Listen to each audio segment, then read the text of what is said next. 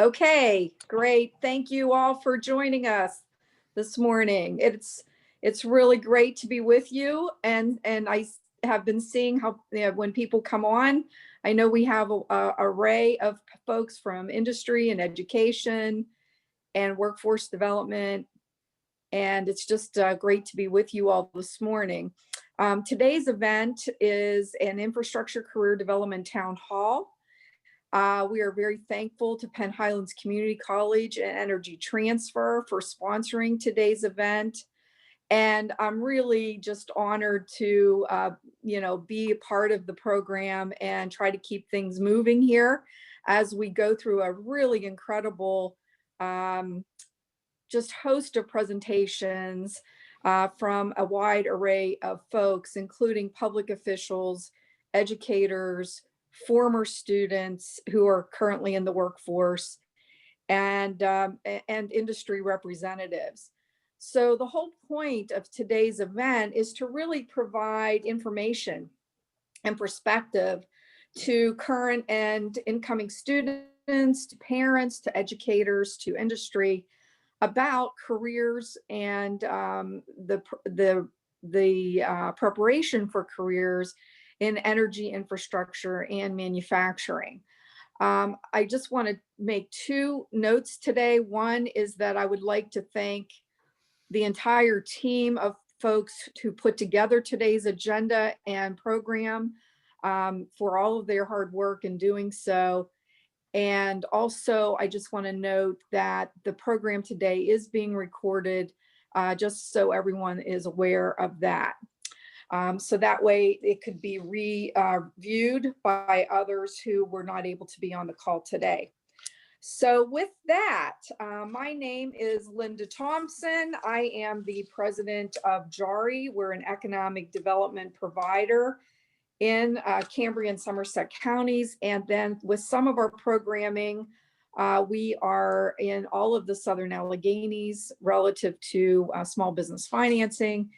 And we are to the west of us in the Pittsburgh and Westmoreland, Fayette, Indiana, Armstrong areas as part of a procurement technical assistance program where we support introductions to the government marketplace to companies all over the region. So we are a regional provider of economic development services, and just want to mention a couple ways that we're working with the energy sector.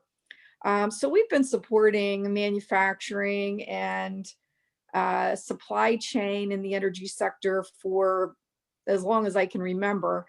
And that's something that we really are proud of. So we've worked with a lot of folks in this industry sector, including Energy Transfer, for many years.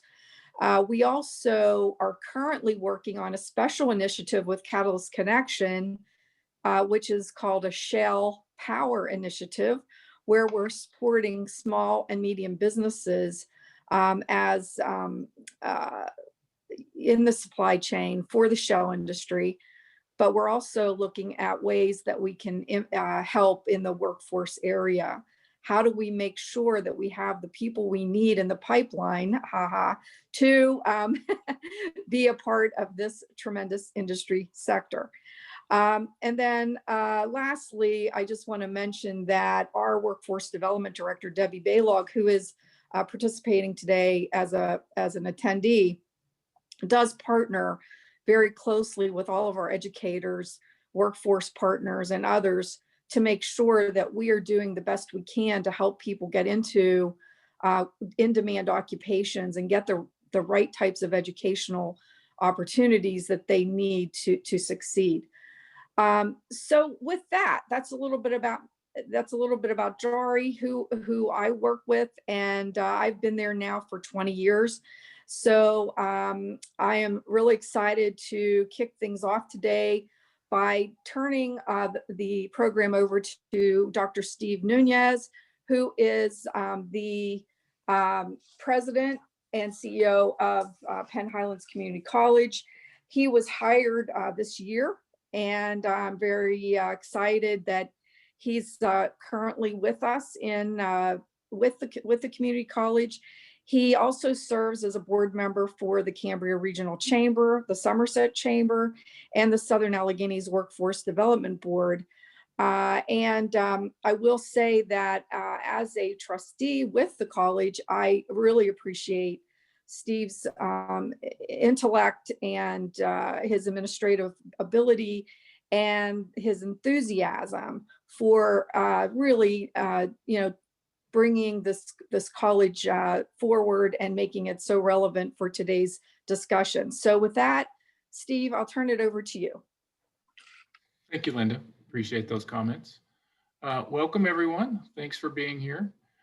We have so many special friends and partners that are here today. And as Linda said, they're from government, they're from education, they're from the business community.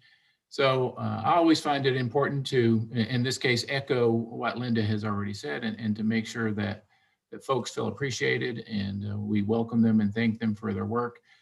Joe, thanks for being here for Energy Transfer and helping make this work.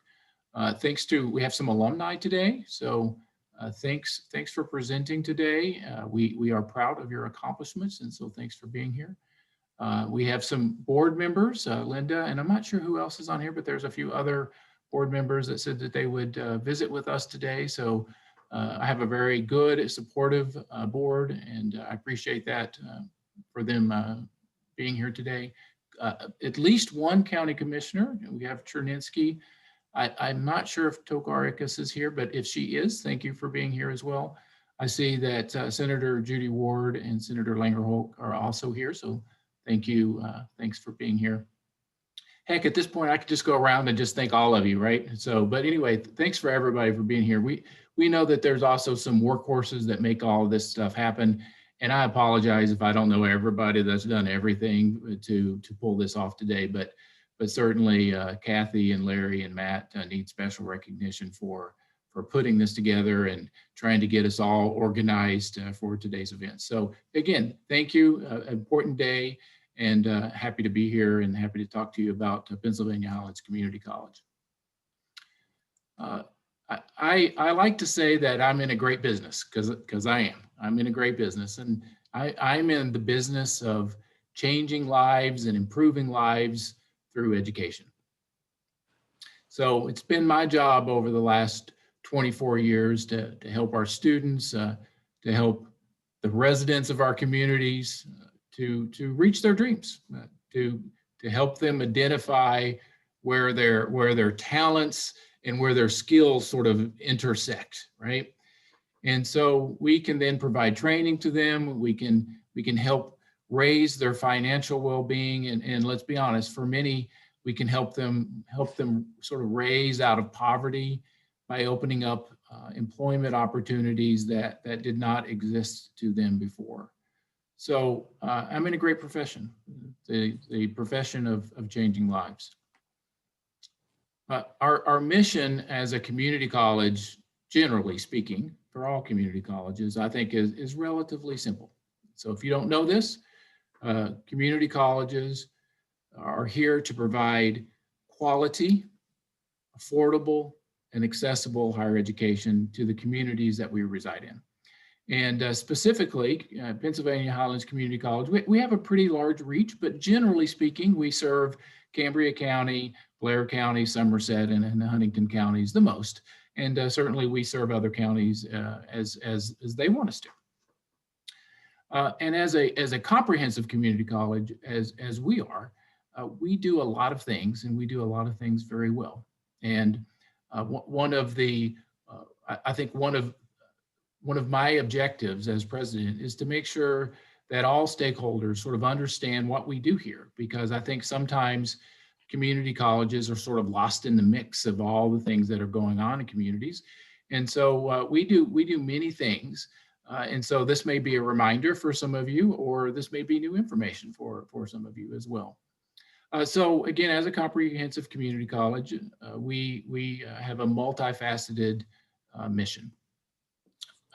One of those is that we provide opportunities for dual enrollment. So a high school student can earn up to an associate's degree, a college degree, in some cases, before they even graduate high school. What a crazy world we live in, right? So you can graduate with a college degree, and then a few weeks later, you can get your high school degree, right? So we're advancing educational opportunities, and that is across the nation, and so that provides a boost to them, to those high school students in their educational careers.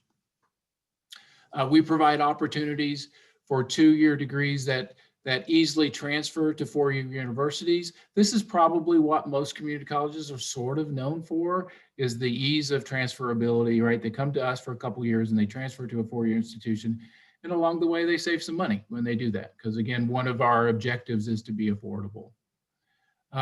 We provide opportunities to earn a degree or certificate that prepares students to quickly enter the workforce, right? So many of our students want to come to us for a while and then transfer and get a bachelor's degree and maybe earn a master's degree and earn a doctorate. Hey, that's great. We're here for you. We will help you do that.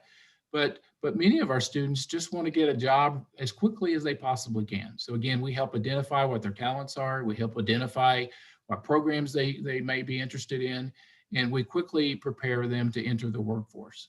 I have a really good example of this, which is pertinent for today. In partnership with First Energy's Power Systems Institute, the college offers the Electric Utility Technology Associate of Applied Science degree. That's a lot of words, isn't it? So I'll say that again, Electric Utility Technology Associate of Applied Science degree. And this degree is a 2-year degree that combines classroom learning with hands-on training. And eventually those qualified students will participate in a compensated 10-week field experience. And those that successfully complete the program from beginning to end can begin careers as a substation electrician in the electric utility industry, right? So again, we train folks to quickly enter the workforce. We also provide opportunities for customized training, customized workforce training. As an example of this, the college has developed a customized certificate program in business, marketing, and management for JWF Industries. This certificate is designed to help mid-managers continue to develop their leadership skills and expand their knowledge base that they need in their current positions. Again, in the customized realm, you come to us and you say, we need X, Y, and Z, and then we build that training for you, for your employees, right? In some ways, it's sort of what's called just-in-time training. We're there for you. And lastly, we provide opportunities for career services training. So we have a whole career services department that provides free access to all regional high schools to use what's called our Career Coach interest assessment tool for individual career planning needs. I know that, you know, one of the objectives of having dual enrollment is to start students on this path of getting their college education done as quickly as possible. But I don't know about you, but when I was 16 or 17 or 18 and maybe even 19, 20 or 21 or 22, I didn't really know what I wanted to do, right? And so this service helps students sort of, again, identify where their interests are. And we do that for our regional high schools. For the companies in our region, we will post your job and internship opportunities. We're going to review student and alumni resumes and work through those resumes to make sure that when they apply to your business or industry, they're very well polished. So again, those are the kinds of services that we provide as a comprehensive community college. So in this, and again, you'll hear me say this in many different realms, but in this, what I consider to be a new realm of education. Education has changed fundamentally, maybe like your business has changed, mostly due to COVID, but partnerships are even more important to all of us. I think it's important to partner because we have to share resources. We have to share our talents. We share our ideas, and that's a win-win. Actually, it's a win-win-win. It's a win for you. It's a win for us as Penn Highlands, but most importantly, it's a win for our community. And as a community college, we're here to serve our community. Which, by the way, leads me to our partnership with Energy Transfer. So I was reading through their website. I was trying to prepare for today, right? So Energy Transfer states that, quote, is a company dedicated to responsibly and safely delivering America's energy. Okay, it's a pretty straightforward statement. And they do this upholding their core values of integrity. They do this by reaching for excellence in everything that they do. They do this by serving the communities, by being open and transparent with all the stakeholders in the community. And they do this by being responsible, by protecting the environment and conserving natural resources. And by the way, if you don't know this about my background, I'm a biologist by trade. So I taught biology for 15 years. I'm an environmentalist by trade. So when you hear things about treating the environment responsibly and making sure that the community stakeholders are hearing the message, that's really good news to me. So that's good. So I believe that in many ways, our college's partnership with Energy Transfer it's just beginning. And I look forward to expanding and strengthening that partnership with Energy Transfer, but also many others, including hopefully some of you, that will allow us to continue to educate the residents of our community and to better our community. So thank you.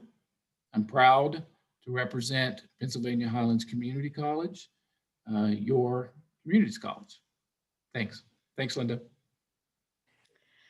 Thank you, Dr. Nunez. It's very, just really wonderful to hear the many things that the community college is doing to support our communities across this area, the Southern Alleghenies.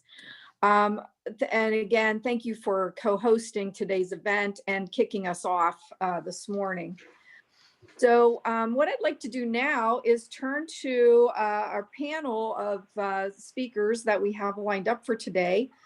Beginning with Senator Wayne Langerholtz, who is no stranger to all of these discussions. He's been in the Pennsylvania Senate now since November of 2016 and was recently reelected.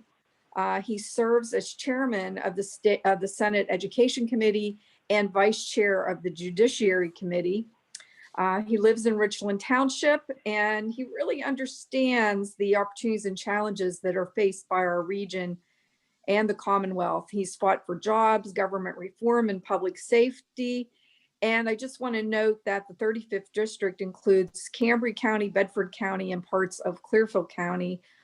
With that, I'd like to welcome Senator Langerholtz.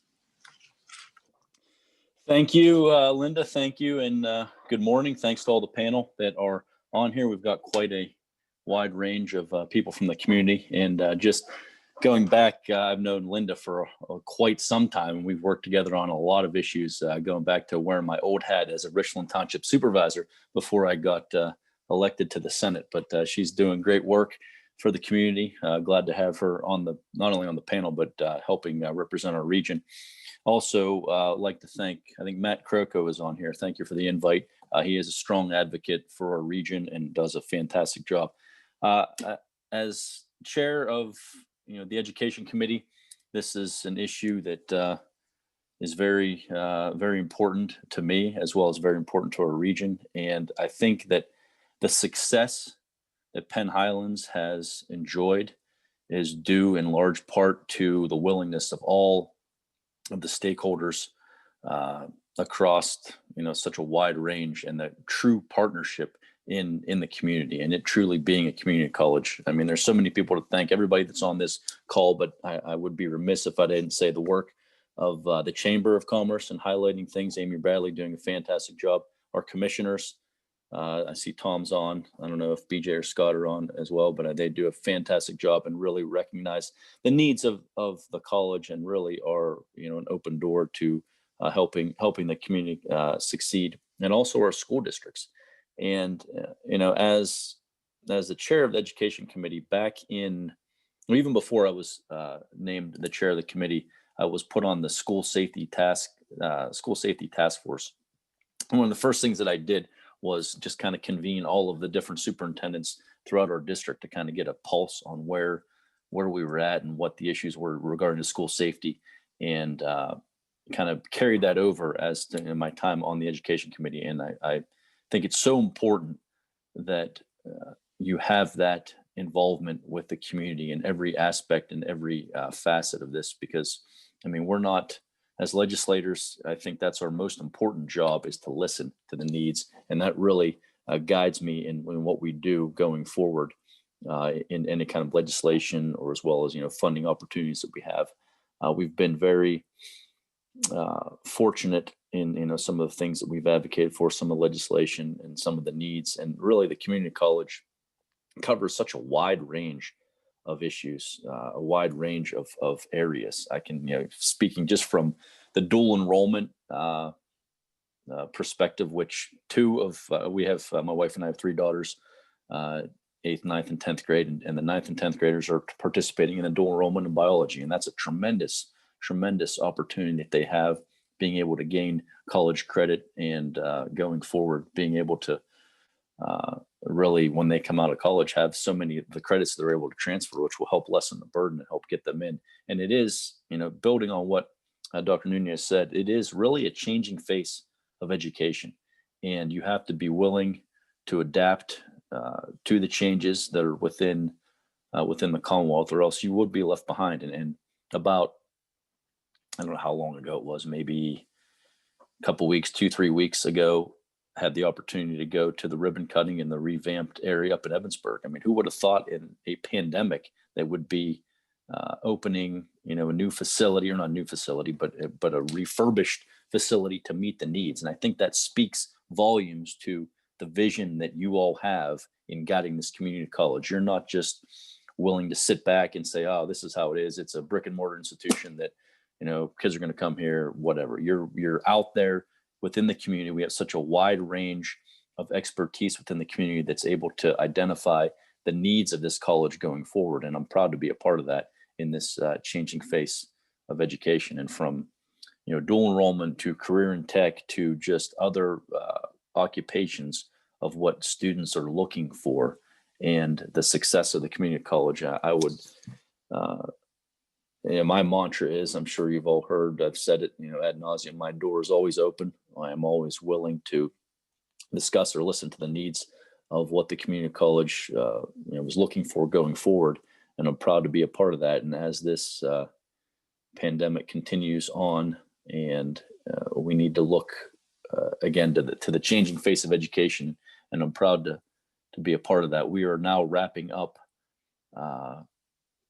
This is I think our last week in Harrisburg, even though I'm virtual here, but we are wrapping up the budget for this year, and it looks promising. When I say it looks promising, I'll use that word loosely, but we are expected to be able to pass this budget here this week, and there will be no new tax increases, which is good, to keep that line. And also it looks that we are spending less than we did in the previous year's budget. So if there's a small glimmer of hope, on the horizon, we're working through that budget. And then this legislative session will end, in a couple weeks. And then as we start the new legislative session in January, we'll be looking, and I'll be leaning on you folks as well to where we go and guiding, but to stress to continue to represent this area. I thank Penn Highlands for the excellent work that they're doing,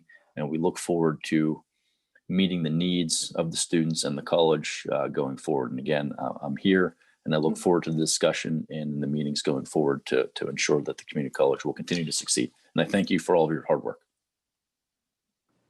Thank you, Senator. Really appreciate your time this morning, particularly given you're in session and working hard on our behalf. So thank you again. We'd now like to turn to one of our industry perspectives, and that is through Joe McGinn as Vice President of Public Affairs and Government Relations for Energy Transfer. Joe started his career with Sunoco in 2004. And he has been in so many different positions since, but his responsibilities now include public affairs, government relations, and external communications. Joe is very well regarded in the energy field, and we're very, very happy to have him with us today, representing our co-host, Energy Transfer. So Joe, take it away.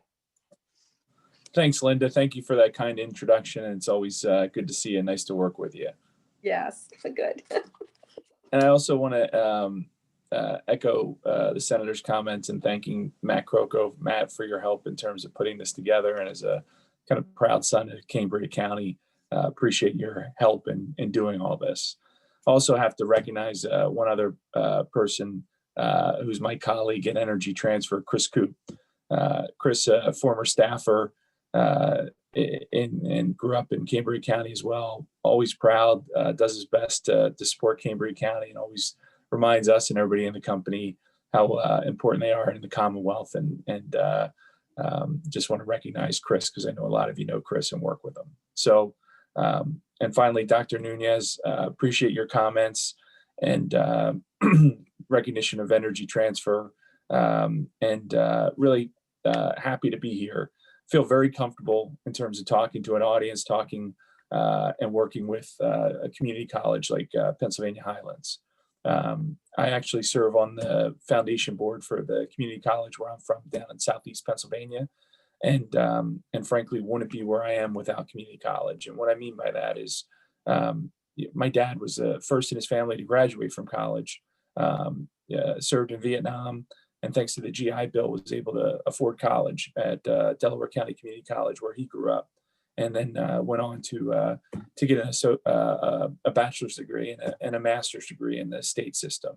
So really wouldn't be here without that. And oh, by the way, his job was as a teacher at Delaware County Community College, and that's really what paid the bills for our family growing up and helped us out. So I truly have a strong connection with community colleges and know the importance that they serve and the role they serve in the Commonwealth.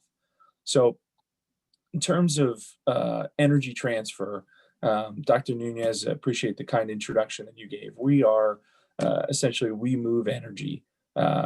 In some ways, I call it the energy we move, oil and gas, primarily products that we put in our cars like gasoline, diesel fuel. So we are kind of the FedEx of hydrocarbons. All those things are hydrocarbons for our chemistry students here. We are the FedEx of hydrocarbons. We move them around to all points across the Commonwealth and all points across the country.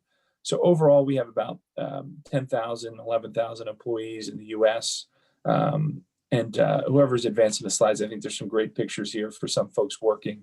I have a little bit of data as well, if that can advance. But in Pennsylvania, we have about 1,100 employees in Pennsylvania and all across the Commonwealth. So if you're visualizing right now a map of Pennsylvania, and you can think of our pipeline and infrastructure system, and if you thought of that, and you also thought of like the map of the Pennsylvania Turnpike, east to west, and then the northeast extension that heads from kind of the Philadelphia area in the east all the way up through the Lehigh Valley, Scranton, Wilkes-Barre, and towards New York. That's kind of our core pipeline system.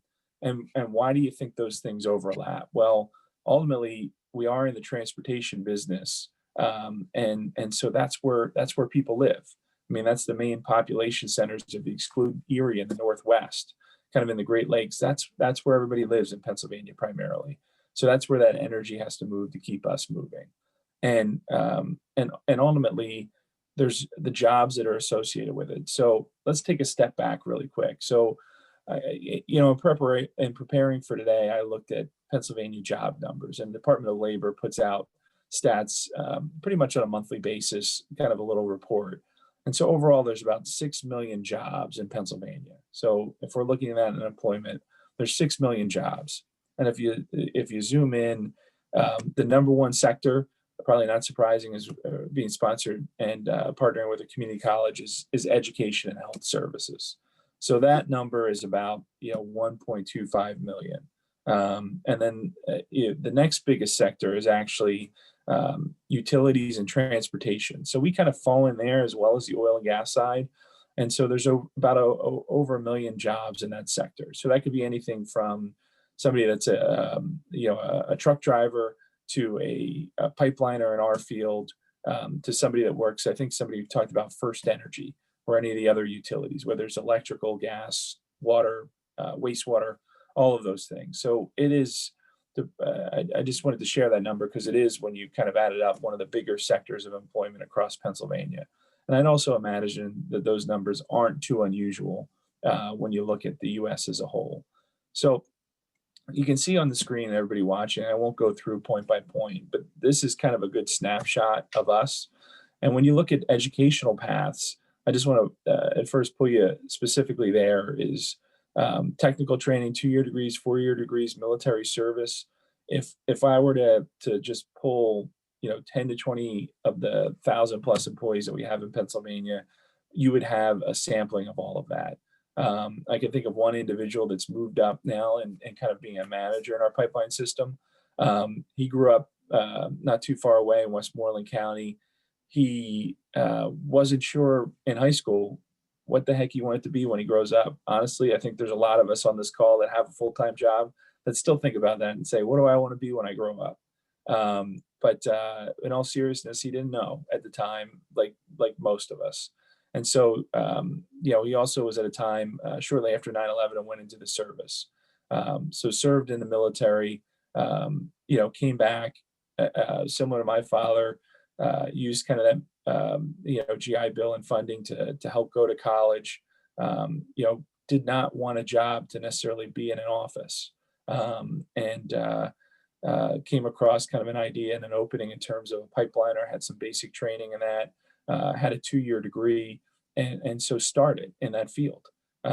So pipeliners, and you say, what is that? Well, most of the utilities, most of the things when we turn on our faucet, turn on our lights, flush our toilets, it just goes away or it just happens like that. And we don't have to think about it. And that's because of companies like Energy Transfer, companies like First Energy, companies like your water, wastewater, authority, or the Aquas, PA Americans of the world. That's where jobs like this individuals come in. And it's maintaining that infrastructure. So all the things to check to make sure it works, to make sure when you turn your light switch on, you don't say, nothing happened. When you turn your faucet on, so say, where's the water?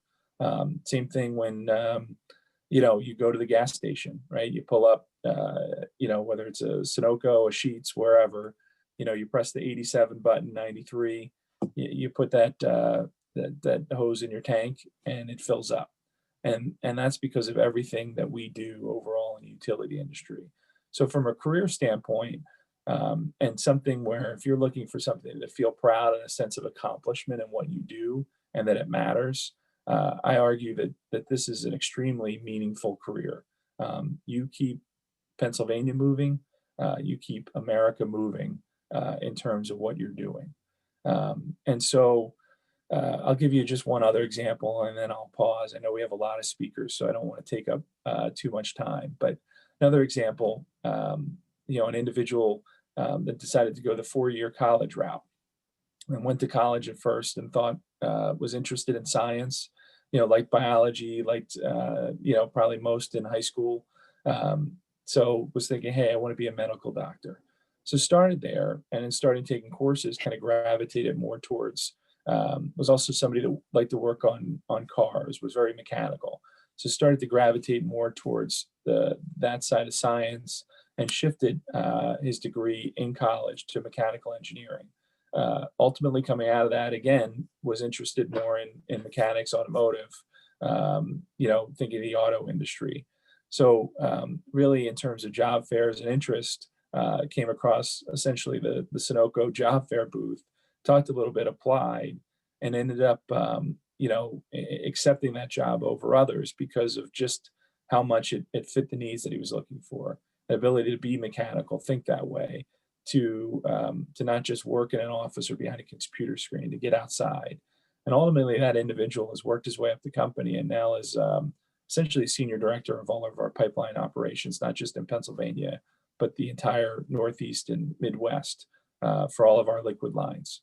So when you think about that, don't fret, right? If you're the student that's listening here, if you're the guidance counselor or anybody, well, the guidance counselors are old hands at this. They understand, all the challenges that the students are going through. So my message is twofold. One, find out what you really like that you can enjoy.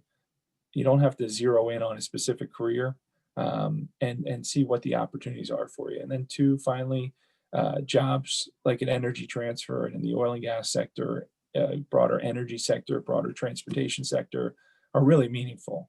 They keep our state moving. They keep our country moving. And Energy Transfer, we're proud to be part of that. So Linda, I'll turn back over to you. Thank you for the opportunity to be here, and look forward to helping answer any questions if any come my way later on. Thanks so much, Joe. Such a great message. And I have to say that when I entered economic development, it was really amazing to me how much economic development depends on energy and pipelines and infrastructure. So infrastructure is exactly how you described it and so important to our economic vitality. So I appreciate all you folks do. It's incredibly important. I'd like to now turn to our Pennsylvania Highlands Community College alumni. We have 3 excellent examples of former students who have entered engineering and energy related fields. And we'd like to now call on 3 of them. Megan Patterson, who's currently with CJL Engineering. Hi, good to see you, Megan. We're going to start with you. Nice to see you. We're going to start with you today, and then we'll go to Drew Furman and Blake Furman. Drew is with Phillips 66 and Blake with Keystone Consultants Environmental Engineering. So if we could, we'll begin with Megan and then go to the other 2. So Megan, you're up. Okay. Hi, my name's Megan. I've worked at CJL Engineering for 3 years now, since I graduated Penn Highlands in 2017. I started my career in the energy field when I was in high school. I started attending my local VOTEC for CAD. And that kind of led me to Penn Highlands because we were partnered with them. I could get credits to start my college career. And then through Penn Highlands, I had a lot of great teachers. Like there was Eric Roman, Steve Jahoski, he was great.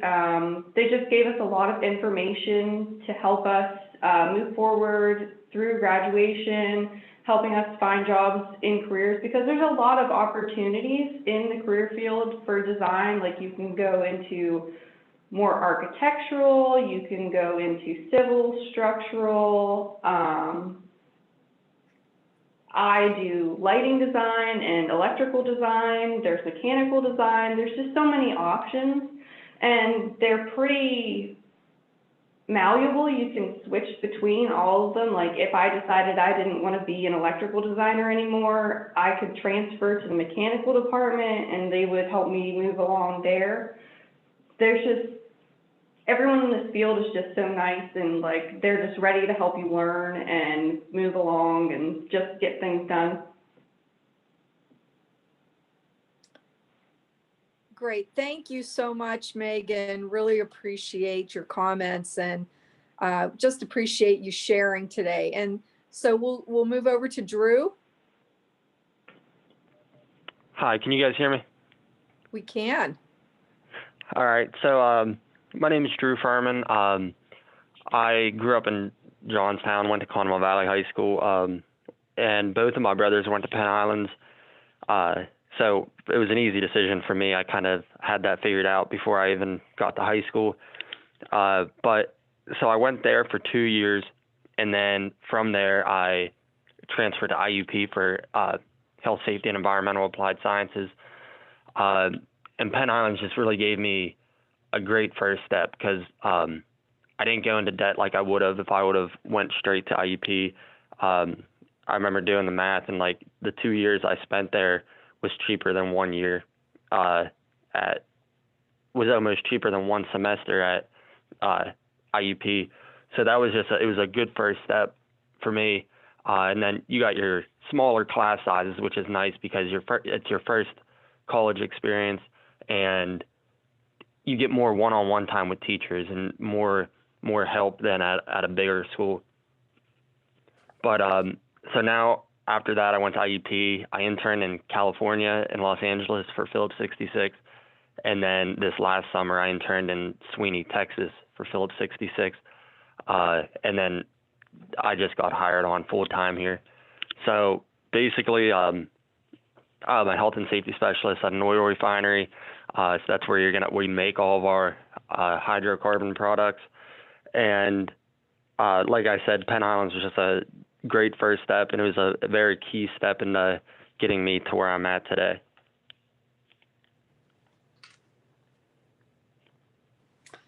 Thank you, Drew. Okay, Blake, you're up.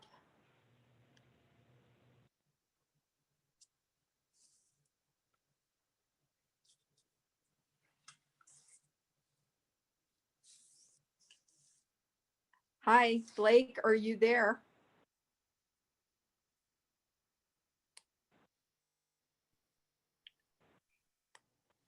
Hello, Blake. Linda, I don't see Blake on the attendee list here. Okay, thank you. Thank you so much. I appreciate that.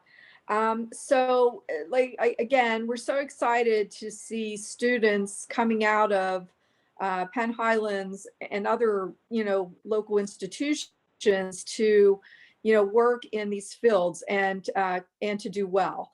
And we really appreciate the fact that Penn Highlands has these alum who are willing to share their story, and hopefully they will be able to answer some questions later if possible. So now let's turn to another industry perspective. We have with us today Bob Birchfield, who is the plant manager at CPView Fairview. This is the new natural gas power plant located in Johnstown, and is really an exciting new technology that's being exhibited there and used. So we're just really excited to have Bob with us. He is an Ohio native. He graduated from the Naval Nuclear Power School, has an incredible background in energy.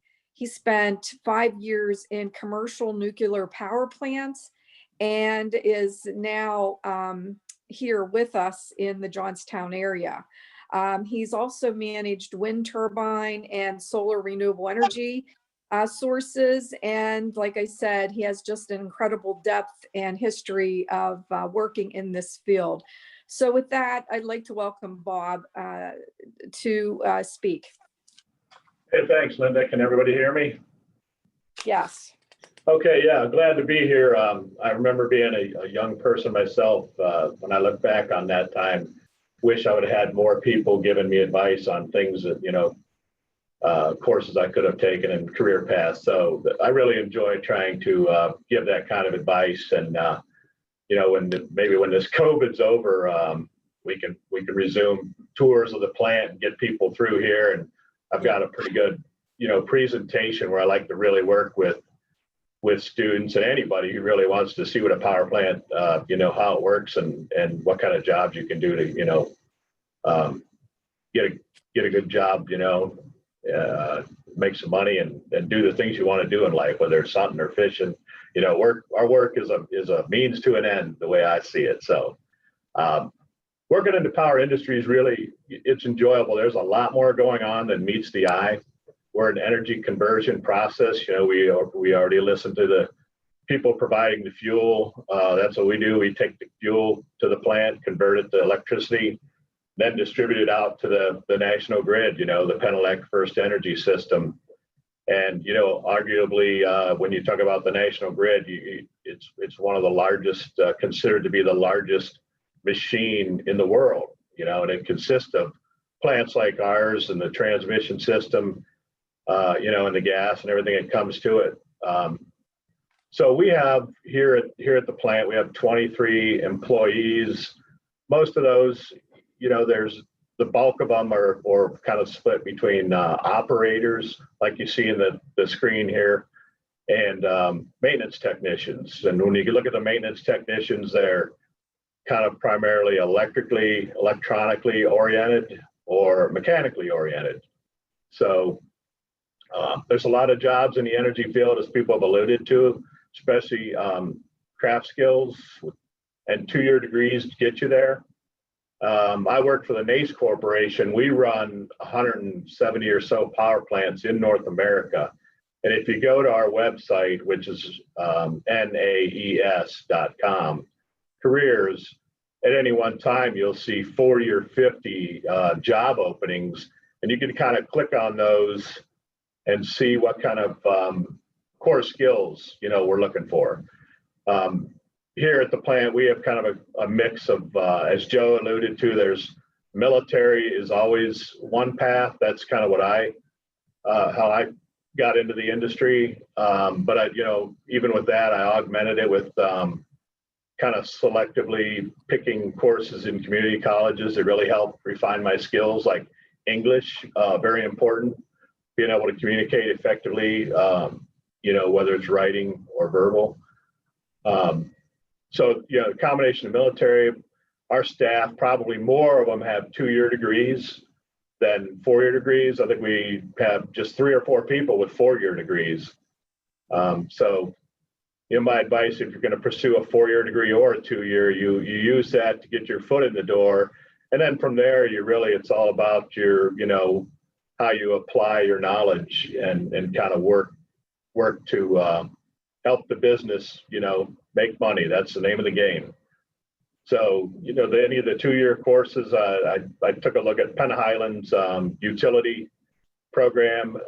That would sort of dovetail right into one of the disciplines at a power plant. And it's definitely more than meets the eye there. You might think at a glance that's, lineman type work, but it's really complex circuitry, circuit breakers, troubleshooting, and that field's exploding these days with all the NERC requirements to make the grid safe. There's a lot of standards out there now that are just less than a decade old. But there's a lot more testing and compliance required to keep the grid reliable. And when you take that utility substation program, for example, get that under your belt, and then maybe even later on augment that with protective relaying, there's just a huge need for those types of technicians in the field, and it pays really good money.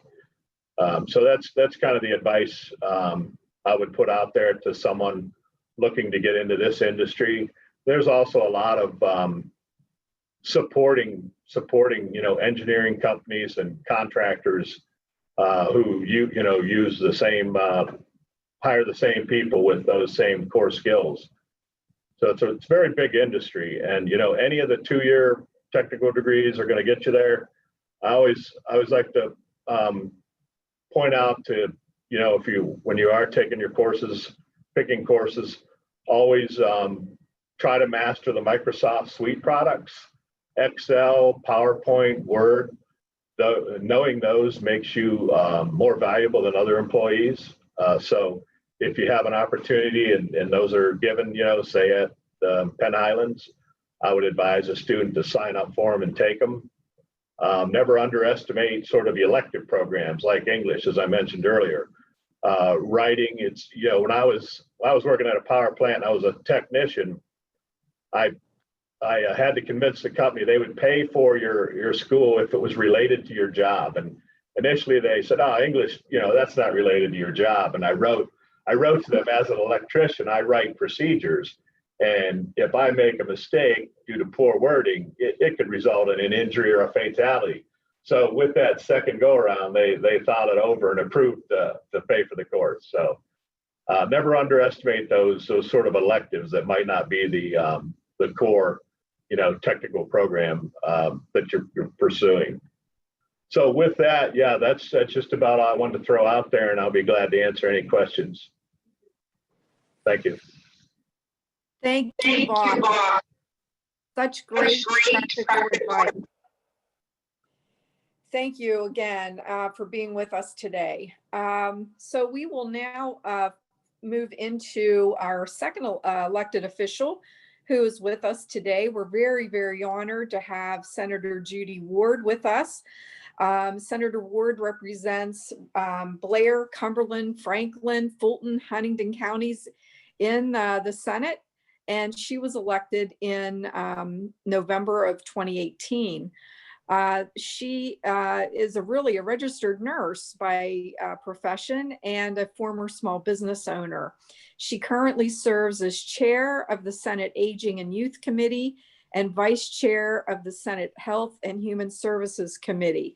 So I know Senator Ward has lived her whole life in Blair County, and we're very excited to have her with us today. Senator? Thank you so much, and it's such a pleasure to be with all of you this morning.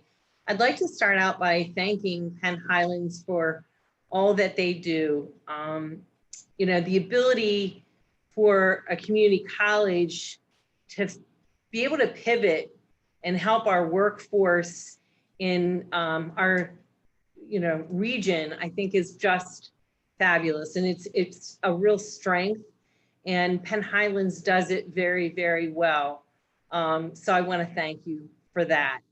I thought I'd talk a little bit about how we kind of work together. The legislature works together with business and industry, and in specifically in the energy field.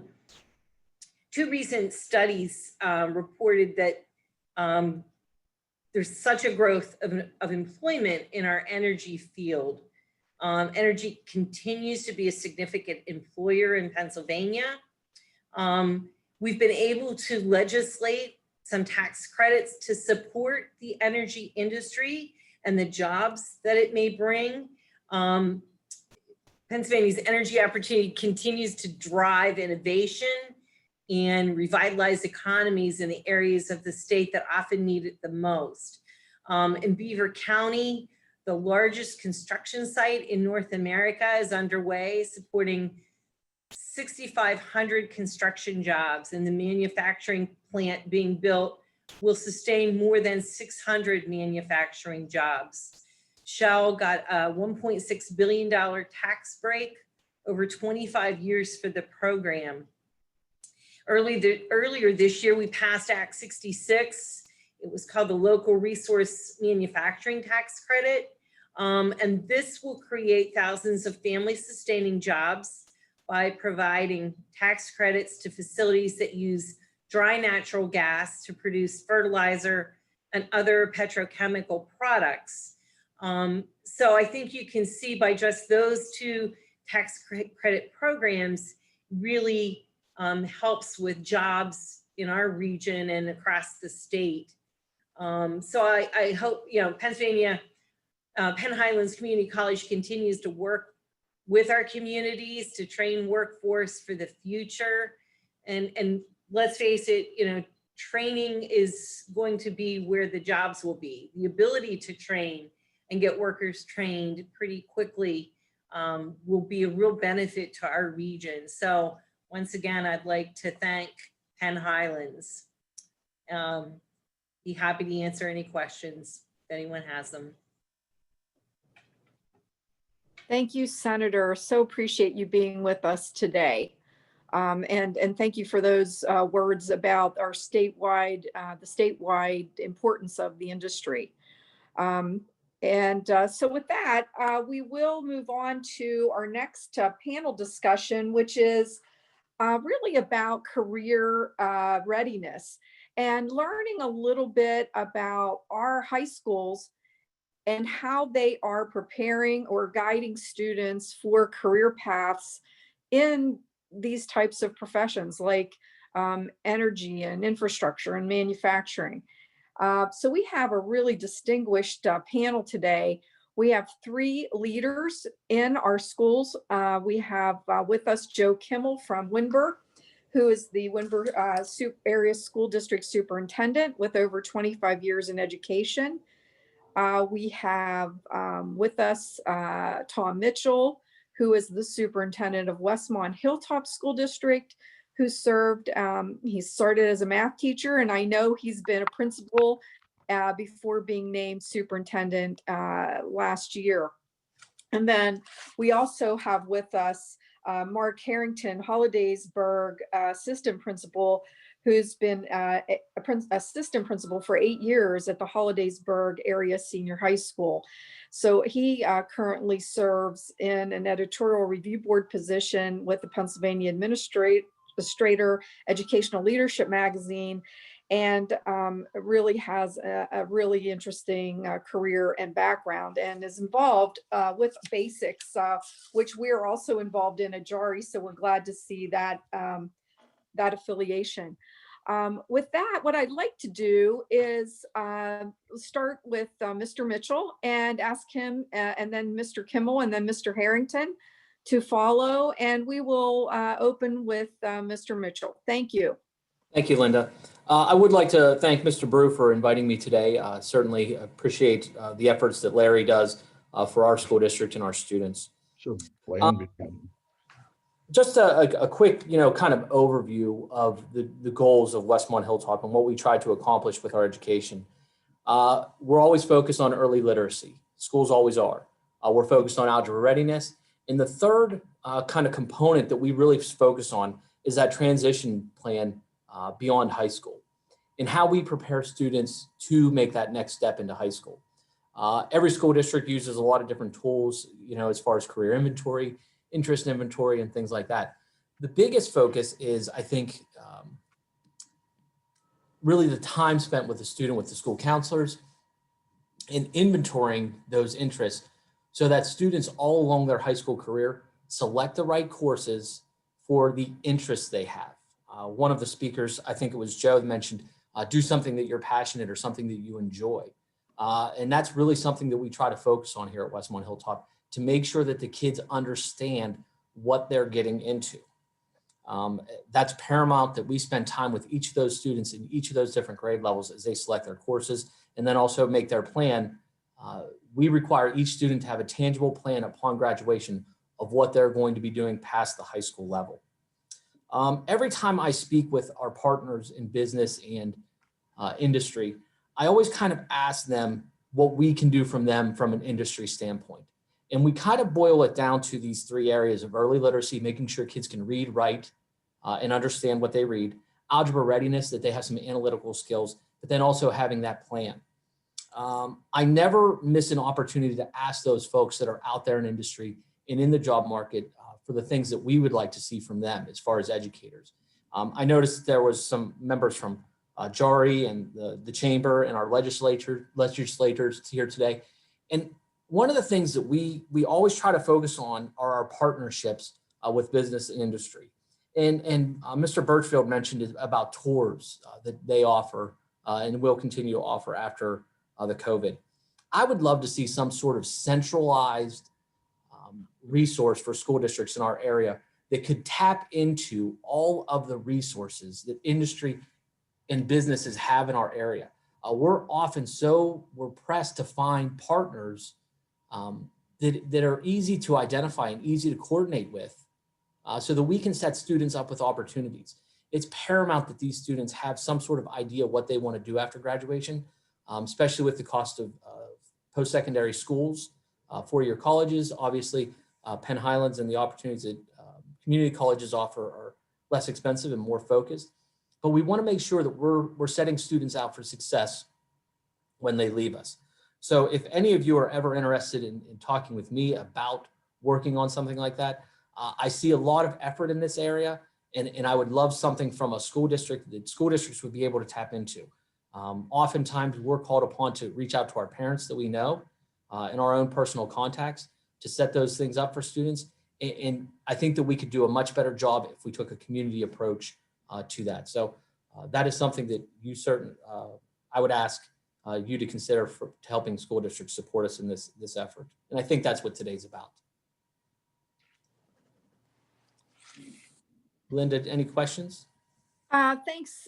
Thank you, Mr. Mitchell. I really appreciate that and appreciate your suggestion, and certainly we'll be in touch with you about that, because we certainly want to make sure that you have those resources at your fingertips.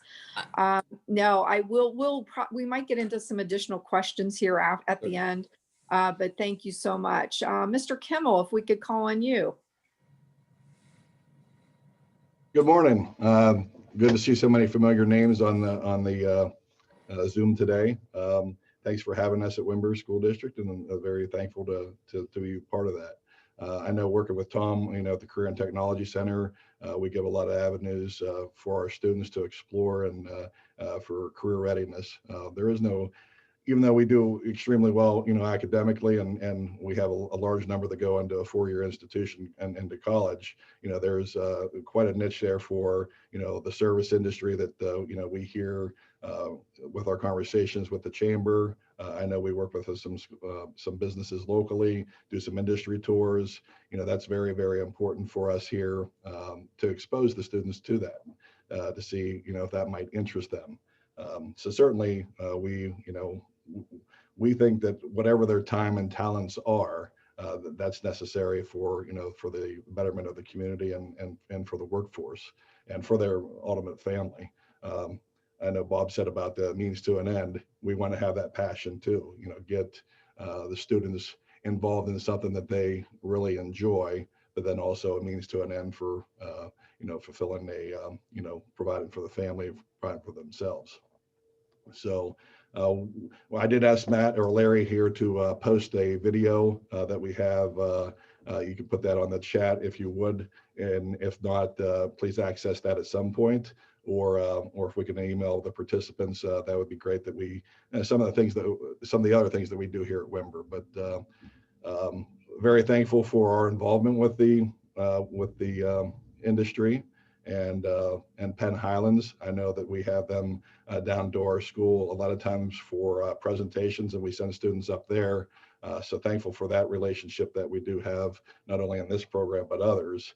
Specifically in this program, we have at least 4 students in the past decade that have gone through the program and got gainful employment and doing very, very well. So that's true testament when they come back and say, yes, this worked.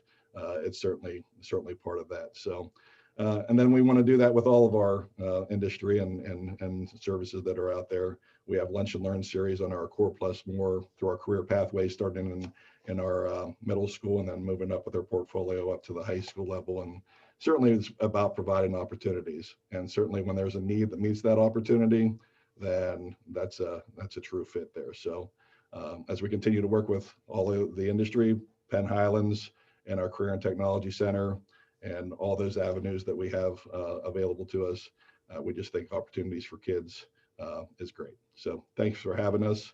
Any other questions, please feel free to reach out. Thank you, Mr. Kimmel. Really appreciate those comments. And we will now turn to Mr. Harrington over in Hollidaysburg. Good morning, everyone. Thank you for inviting me here, Larry. I know I serve with Larry on the Blair County Basics Committee, so I see him every month. And I also want to just, thank Senator Ward. She's very supportive of our PA schools and our local students, and she plays a very active role in our school districts.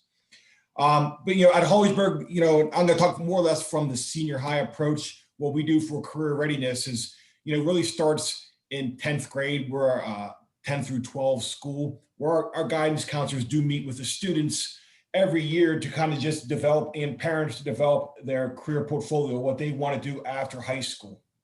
And then in 10th grade, we were very fortunate in Blair County, or Blair County Chamber with Joe Hurd. They have an excellent basics program. They offer so many different activities for our students. And I always joke, I spend more time with probably Joe Hurd than I do with our superintendent at schools, just because I am so involved within the basics program.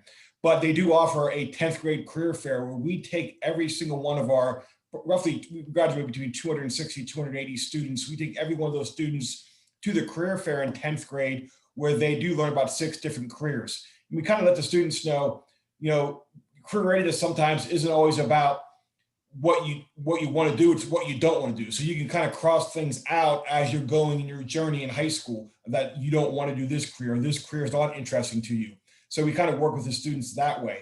During 11th grade, then we do, through our Blair County Chambers, we do have a career fair where we have a career week where we do have about 150 of our 11th grade students do go out and spend a full day in the career that they're interested in. So they spend the day with someone and set up through the Blair County Chambers, and we help set it up too. but they're actually going in and spending times in surgery with engineering firms, local police departments. So it's very kind of a valuable and very, you know, it's a neat experience for the students.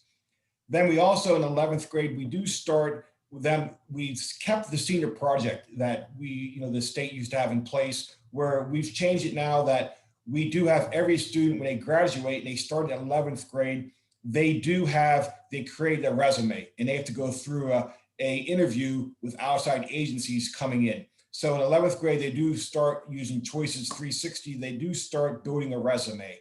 And then their senior year, they have to finalize or update the resume. And then in the spring, they do go through an interview, and during English class, they also review kind of the 8 most used interview questions and how to properly answer those questions and kind of focus on those skills. And then we do bring other industries in to kind of human resource people to help with the interviews of those students during that time. And another thing we're doing is, our big thing is starting in 9th and 10th grade is we're, working with the students on, finding their interests. And, as a school, we have roughly 20% of our students do attend a GACTC, the Greater Altoona Career and Technology Center.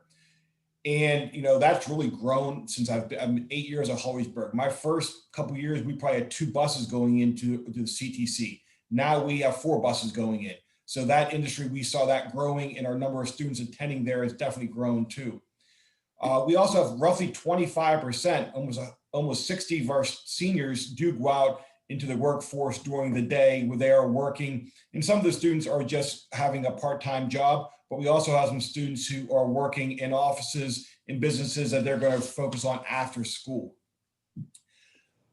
Then a couple other things we've started. We did receive a workplace grant where we have worked with some of our local industries and manufacturing companies who come into school. And we have a committee where we do meet with them, and kind of like Tom did talk about, where we're meeting with those businesses and talking about our curriculum, sharing our curriculum in the courses we're offering at Holliesburg. And then they're providing us feedback on the skills that they believe our students need. So they're kind of, giving us feedback. And then we've also talked about, and we're setting up tours, and then COVID kind of hit, so we can't do that right now, but we're setting up tours with different industries. We did go see Vita Root, and we did a tour there of about 60 students. And we're going to continue working with them and developing those tours. And I know that's one thing our chamber is looking at in our basics program, is instead of having every school try to work individually with local businesses in manufacturing plants and power plants, is that they would work together, and maybe every school would send 8 to 10, 12 students on a tour on a single day. And then maybe another industry where business students would be interested in, they would go and visit that manufacturing plant to learn the different skills of that one. So that we'd all kind of work together with that. But I know when Joe from Energy Transfer and Bob were talking about, I can't find your number quite yet, but I will probably be trying to contact you guys to set up tours for our students, because I think it's a great opportunity for them to see firsthand what is going on in those industries. But I just want to thank everyone for offering us to help out today. And if I'll stick around if there's any questions at the end, Linda. Thank you so much, Mr. Harrington. You made some really great points, and I appreciate your perspective and the things that you're doing to support, helping students get to where they need to be to find meaningful employment and job career paths. So with that, what I'd like to do now is turn to our final speaker of the day, our third public official. We're really pleased to have President Commissioner Tom Cherninsky with us. He is President Commissioner of Cambria County. Grew up in the northern part of the county and now lives in Geistown. He is currently serving as the Vice Chair of the Executive Committee of the Cambria County Drug Coalition. He is an avid runner, and I will have to say a social media aficionado. So I work very closely with Tom. I'm really pleased that he was able to be with us today to participate. and know he is donning a Penn Highlands Community College t-shirt today. So Tom, take it away. I got the memo. Yes. Thank you, Linda. A lot of good stuff today. And, thank you. Thank you for Penn Highlands for inviting me to participate. Thank you, Senator Langerholt, Senator Ward, for your support of Penn Highlands Community College. Penn Highlands is a great asset to Cambria County and our region. Penn Highlands has added 58 million jobs. Excuse me, $58 million. Yeah, we want 58 million jobs. $58 million of added income and supports over 1,000 jobs in Cambria County and our region. Penn Highlands equips the residents of Cambria County and our region to be competitive in the 21st marketplace. According to data, over 80% of the students enroll in a community college goes beyond earning an associate's degree or vocational certificate. Penn Highlands develops our workforce and helps propel our students to future accomplishments. Public-private partnerships do work. It's going to get results. And I would like to thank First Energy Power System Institute for collaborating with Penn Highlands to offer Electric Utility Technology Associate of Applied Science degree. This 2-year program will combine classroom learning with hands-on training. New career opportunities will be available to the residents of Cambria County and our region. Cambria County was built on hard work of coal miners. Coal was one time the driving force in our community. The coal that was mined in Cambria County provided fuel to our nation and has helped build the steel industry in Western Pennsylvania. Today, Cambria County remains an innovator in the energy industry. We have a lot of energy experience that gives the coal, gas, wind, and now solar power. Last year, CPV Fairview Gas Power Plant went online. The CPV Fairview plant provides energy to more than 1 million homes. The investment was $900 million, which is the largest investment in county's history. When you drive throughout Cambria County in our region, you will see wind turbines. Renewable energy is a growing industry in our region. A new 150 megawatt solar facility will be built and located in Portage and Summerhill townships. This is a $200 million investment and will provide power to about 120,000 homes. Solar energy has no emissions, no sound, and there is no use of water. The solar plant will cover around 1,200 acres of land and will be a big boost to the local economy. Companies are investing here in Cambria County and our region because we can provide a skilled workforce, and our area is a great place to do business. I would like to thank First Energy and Penn Highlands for investing in our community. The Electric Utility Technology Associate of Applied Science degree will continue to help us remain competitive in the 21st century marketplace. We're doing a lot of good, and you can see by this meeting, a lot of good stuff is happening and a lot of support for the community college. Thank you. Thank you, Commissioner Chernitsky. Really appreciate you being with us today. With that, I am going to maybe throw a couple, we have time for maybe a couple questions. I'm going to throw a couple out there. And certainly if you're participating today and you have a question that doesn't get answered, we'd really like you to email us or let us know, and we will make sure we get answers to your questions back to you. But to start out with, I'd kind of like to ask the industry representatives, both Bob and Joe, if they could comment on the actual competitive pay scales that are being, that are being paid in these professions today in your respective industries, and how these pay scales stack up with other career paths that are out there in the community today. So Joe or Bob, if you'd be interested in taking that question, I'd appreciate it. Yeah, sure. This is Joe. I can go first. In terms of pay scale with us, obviously it varies on position, but entry level pipeliners and workers for us, you're really starting in the high 60s, low 70s with base pay, and obviously, full with a position in a company, your medical, your benefits are very competitive and the pay scale doesn't include overtime. So obviously there is overtime with jobs like that, and that even increases that number up higher, possibly $10,000, $20,000 a year, or even more. And so where does that compare with other industries?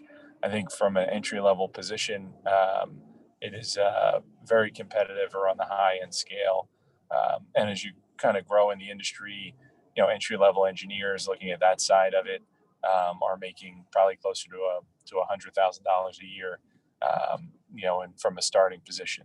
Obviously, no overtime with a salaried position like that, but very good starting salary and very good opportunity for growth.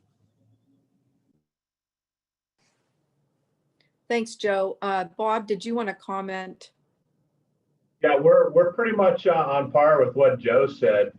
Very well paying. A lot of our starting jobs are hourly with overtime, time and a half, with bonuses.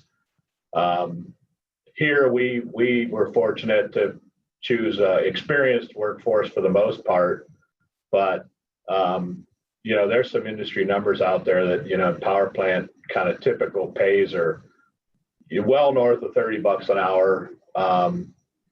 Some of your more specialized instrumentation and control people make a few more dollars per hour, and then you take that and that translates into $60,000-$70,000 a year. Then you throw in bonuses for good performance, 10% bonuses on top of that. Very good insurance benefit programs. You can pick levels of how well you want to insure yourself or your family, so the benefits are there. It's no secret there's kind of a shrinking workforce and a need for people with a craft skill. It seems like even my own sons would want to do something with computer videos and things like that. And so like I said, and if you look at our website, there's jobs there, and they're paying more and more, and every year your pay is typically increasing even slightly higher than the cost of living. So it's very good. You're going to live a real good lifestyle working at a power plant and any of the energy related fields. Thank you. I think that's really important for folks to know, not only students, but educators and parents and others, that if you have an aptitude for this kind of work, and that it's really important that you can put it to use very well right now in these industry sectors. So thank you very much for that information. My follow-on question you answered, so I'm going to now go to maybe our school administrators and just ask generally, are you seeing today more students interested in career paths that maybe are a little more non-traditional than what we had been seeing? Like, for example, going into manufacturing and engineering and infrastructure, energy type related fields. Are you seeing more interest in that today? And I do believe that Hollidaysburg indicated that they are seeing more people looking at those fields today, which is really good. How about the other two school districts? Mr. Mitchell? Yep, sure. From Westmont Hilltop, just looking at some historical data as I started in the central office role. 10 years ago, we were sending about 13 students to our Career and Technology Center each year. Now we're around 60. So there's definitely an increase from our student population. And also I have one anecdote that, we had, it was last year that one of our very high achieving, from a GPA standpoint or a class rank standpoint, choose Penn Tech as their college, wanting to go into HVAC and really looking to, get into the business that way. And wanting to start a firm or open up their own business and having that entrepreneurial skills. So that's something that we kind of correlate directly back to some of the things that we've done from a curricular standpoint as mandating each student take an entrepreneurship class for a graduation requirement.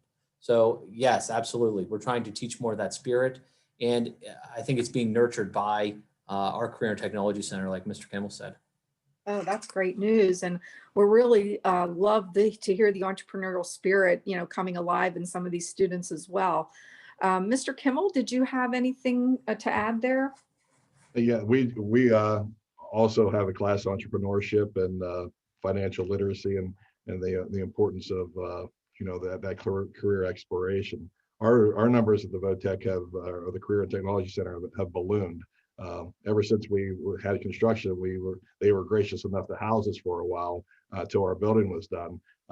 Just that exposure to show what is out there, what careers are out there, what the work is, the training. I just think that's incumbent upon us to give those opportunities to the kids, to expose them to that. That's why we do our lunch and learns with the chamber, invite businesses and colleges and technical schools in, and military. Give the kids a taste of that, and then obviously help them continue with that passion or questions or interests that they have. I just think a lot of the time, if they're not aware of these things, then that's why they're not involved with that. So the more that we get involved and share that with them, and those partnerships with the businesses and with the college, that certainly makes it easier for the kids. Oh, Linda, thank may I jump thank in, you. Linda? Yeah, absolutely. You may not know my background, but I'm relatively new to Pennsylvania, and I'm very new to the college. And so, Larry, please forgive me, because I'm sure we've talked about this and I don't remember the details anymore. There's only so much room in here to remember new things. So, I came from Illinois, the northwest corner of Illinois, where small manufacturing ruled, and spent a lot of time in academics at Sauk Valley Community College, working with local manufacturers. And they were begging for skilled, trained, competent workers. And so we worked very closely with them and the high schools to develop programming that suited the needs of our local business and industry.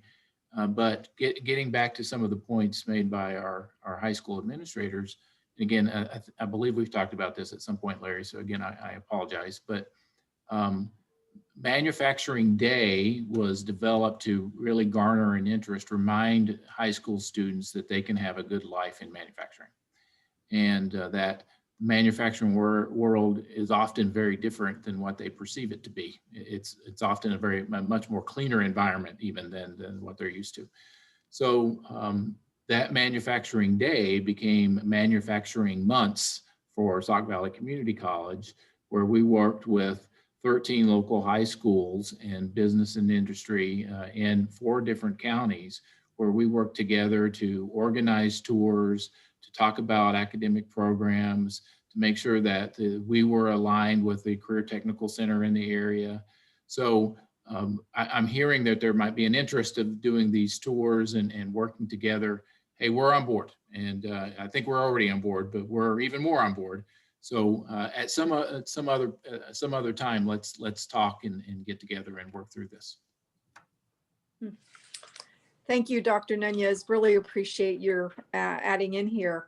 I think it's all incredibly positive and we're in the direction that we're all headed in helping to meet the needs of our industry sector, as well as meet the needs of our emerging students and future workforce. I do have one last question for Senator Ward, if you're still there. I was just wondering if you knew of any legislative programs or anything going on at the legislative level to help, post-secondary education focus on these new and emerging, not new, but more prevalent career pathways now in the energy infrastructure and manufacturing world. So if you could comment, I'd appreciate that. Sure, happy to do so. The General Assembly does provide funding to Thaddeus Stevens College of Technology, which is Pennsylvania's only state-owned 2-year college. But we also last year provided some increased funding for the community college line last year by $4.7 million for a total of 243.8 million. So in May, we did provide for all the community colleges, and we did give some, it's not post-secondaries, not post-high school, but we did add some money to the career and technology education budget. So we could also provide additional funding, but also some grants for equipment and things to help our career and technology centers. So we do try to provide sort of on a very basic level to help those schools and community colleges, especially. And in my comments earlier, you folks are boots on the ground, and you're very easily adaptable to what area needs are going on. So I'm always supportive of that, because I believe that if we want jobs in our areas, in our region, in our Commonwealth, we need to provide you with some of the tools, and you're nimble enough to kind of move with whatever technology and whatever jobs are coming our way. So again, my thanks to Penn Highlands for being able to do that. I do appreciate it. Thank you, Senator Ward. And with that, I would just like to give my personal thanks to Penn Highlands and to Energy Transfer for bringing this program to us today, to our amazing panelists who've worked through the morning with us here, including these excellent alumni from Penn Highlands, Megan and Blake. I'm sorry, Megan and Blake, or no, Megan and Drew. I'm sorry, I had both of the Furmans listed here, but we'd like to thank you also, Senator Langerholtz, Senator Ward, Commissioner Cherninsky, our three high school and school district representatives, Mr. Kimmel, Mr. Mitchell, Mr. Harrington, Bob Birchfield, and Joe McGinn from the business sector, and especially, of course, Dr. Steve Nunez for hosting us this morning. I just want to mention how important it is that we continue this conversation, that we will certainly be seeing follow-up activity related to today's comments and presentations and discussion. And that, I just feel that we are making tremendous progress in helping get where we need to be as a community to see students succeed in the workforce, and also our companies succeed in being productive and efficient, because they have the right type of, they have the right people in place to work for them and with them. So with that, I just like to thank everyone for participating today. And again, hope you all have a safe and happy day. Thank you. Thank you, everyone. Thank you. Thank you.